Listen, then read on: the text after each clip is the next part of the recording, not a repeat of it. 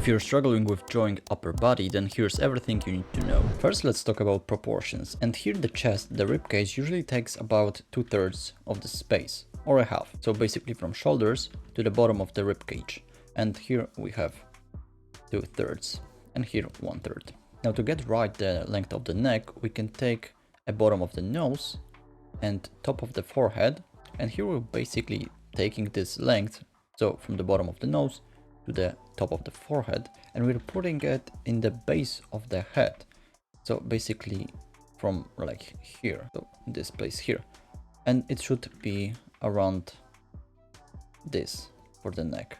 So from the bottom of the nose to the top of the forehead.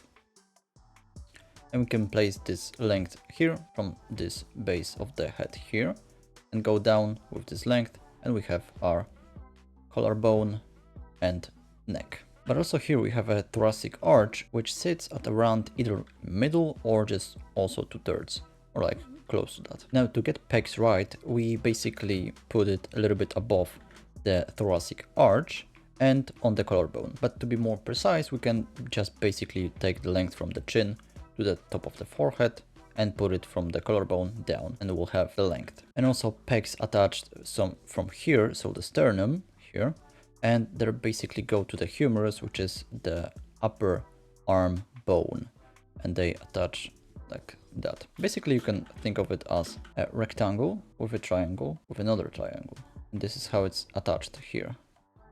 Also this is pretty big, the attachment, about the width of the wrist, and also this goes below the deltoid, which is the shoulder muscle. So it will basically overlap it and go like that. Now the width of our upper torso is about 1.5 or 2 heads. So basically you have one head here, boom, boom, and one here, okay, or either like half and half. Obviously it's not like straight head, it's tilted head. Also males usually have wider shoulders, okay, so females usually have the same width of the shoulders as the hips, or hips are sometimes bigger than the shoulders, and males have wider shoulders and hips smaller. Now here you can see that the female shoulders are the same length as the hips. Obviously there can be a little bit wider. And also basically you can see that the width of the chest is the same as the width of the, I guess, height of the head, but horizontally. Now going to the landmarks, which will help you measure the proportions and relationships between different body parts. So there are a couple that I use, and basically these are sternum. This is the first one. So it's basically the part of the rib cage. Then the thoracic arch, which is this, and usually like these points, you can like measure a lot of stuff. Maybe it's like here, so you can tilt up the body and stuff. Then we have a collarbone, which is basic, this bone here.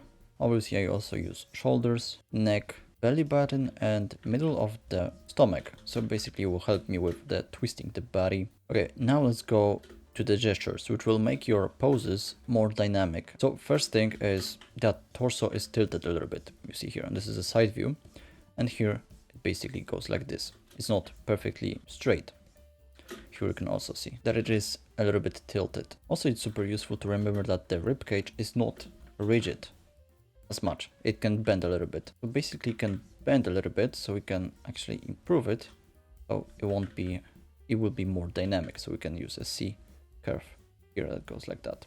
Now also to make the poses and I guess the body more dynamic, we can use a simple T-lines. Okay, they're useful for showing overlap. So for example, like here we can do a simple T-line. You can see that from here it is basically like a T-line. Okay, it shows that this is in front of this because this hides behind that. It's pretty useful. It can also show a tilt of the body. So basically here we can see that the body is tilting because this is like here and it goes here. So basically this is like a side view and this is 3/4 view. And we can show it again with T-lines. So here will be one T-line. Here we can do more T-lines. Basically it will be like that, one T-line, and here's another one. I mean, even here you can show overlap on the armpit area. So you can see that this arm is in front of the rib cage. Now also when you want to actually bend a little bit the pose, you can do a simple trick So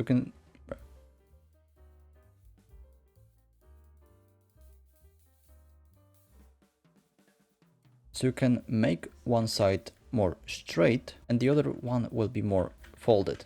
Basically, you can make a fold here. So this is basically compacting. This is stretching. This is folding. And even here, you can see that this is stretching, this part here, and this is folding. Folding, this is stretching. Same as here.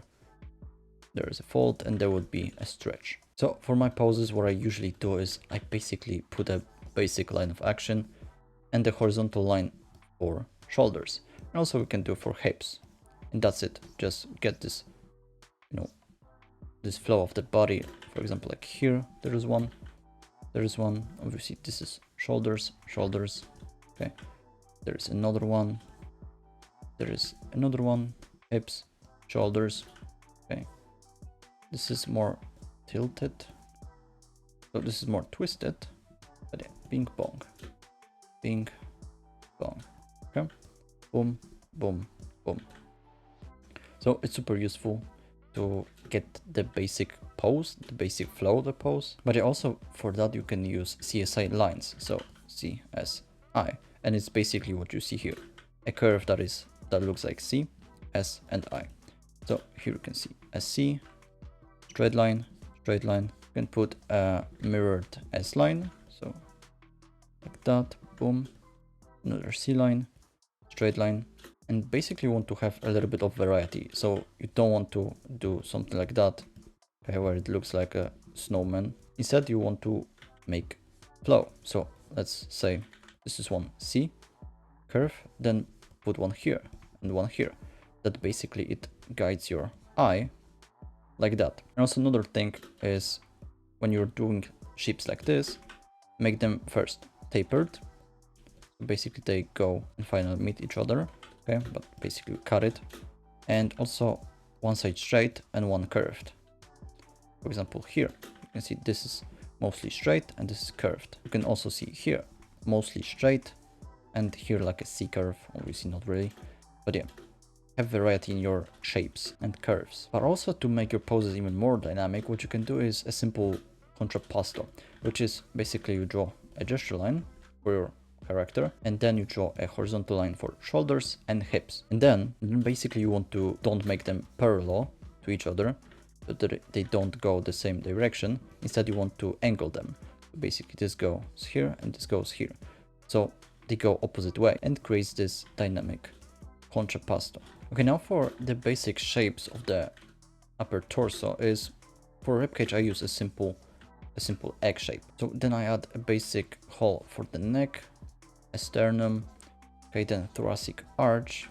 Then we can add obviously collarbone, maybe a simple neck even, and then trapezius, so the muscle that is behind the neck. Obviously then we can place a basic shoulders. I use some ovals for that. Now obviously for drawing in perspective, what you can do is use a basic box, but yeah, I prefer this. Maybe you can add like these walls here, so it will help you with perspective. So this is a side plane, okay, and this is front plane, but yeah, you can use boxes if you want. Also you want to remember that chest is actually rounded, okay, so let's say from top this would be chest, it's rounded, okay, there's neck, collarbone, shoulders, and it's rounded, you can see here, and basically things wrap around the rib cage, you can see here. Now also for females we have breast, and they basically start around middle from the pecs, so you can see here the middle, and they go a little bit below the bottom of the pecs, and basically you can actually make them even lower than the thoracic arch. But also they're not perfect spheres, okay, they're more like an oval, and you can see that they're wrapped around the pecs. But also here you can see that they're affected by gravity, so they're not like these. Now for drawing a simple upper torso, what I always do is I start with a gesture line. Let's start this with this as well, and I'll put a horizontal line for the shoulders and the hips. Now we can also place a head to make our proportions easier, and I see that the head is already too small, something like that. Boom, a middle line, add basic neck already. Now let's make the egg shape. Here we have our neck, sternum, thoracic arch, still looks like egg. Now we can add the collarbone, basically something like that. Add shoulders, here. Now the trapezius muscle, and I see that we have to move the head a little bit. So here you see that we have all the landmarks that we want to use. So sternum, okay, the thoracic arch, the collarbone, our neck, shoulders, and also the belly button and our middle of the torso. But yeah, then we can basically put our pecs, and remember that they wrap around. So let's make here the bottom. Also not perfectly square, so we can add some small details. Now to get right the transition between the pecs and our shoulders, we can just go and make a straight line behind the neck and go like this. Make it like that, and also here. This goes like that here. And we have the transition. Maybe we can actually move it a little bit like that. So it's pretty simple. Now let's add some basic shoulders. Okay, so like that. Add some arms. We can actually erase the guidelines, and we have. So here, obviously the pecs go like this to our arm bone. It doesn't have to be for now perfect, but yeah. Now else we can add a basic lats. So lats are more of a back muscle, but sometimes you can see in the front. They basically go like here. Boom, boom. Now we want to add basic hips. Basically here would be the obliques, and here would be hips, and obviously here abs. Okay, here are some bodies that I already drew. So here is a more like a muscular man body type, and here obviously is female. So here we can see the breast sits here, and here below the thoracic arch, which is like this. Okay, there's a sternum, here would be pecs, and here in the middle are breasts. So if you have your sketch, what I usually do then is I basically lower the opacity. I sometimes even go and with liquify tool and adjust some places, and then I just draw on top with like more details, and I just hide it, and basically we have this. But yeah, to summarize everything, we basically want to first learn all the proportions and landmarks, so we know where to place things and how big they should be. Then we want to also, learn gestures to not make our poses stiff. And then we want to basically simplify it to basic shapes, like a simple egg shape for a rib cage, or like a rhombus for shoulders, or basic oval for our neck, like triangles for trapezius. There are like C lines here, another C's, collarbone. And obviously after we do a simple sketch, we want to go and draw on top of that to make a more cleaner, more refined version, to make it more appealing and clean. But also you can go and watch this video where I draw a whole female body. And thank you for watching, I'll see you in the next one, bye.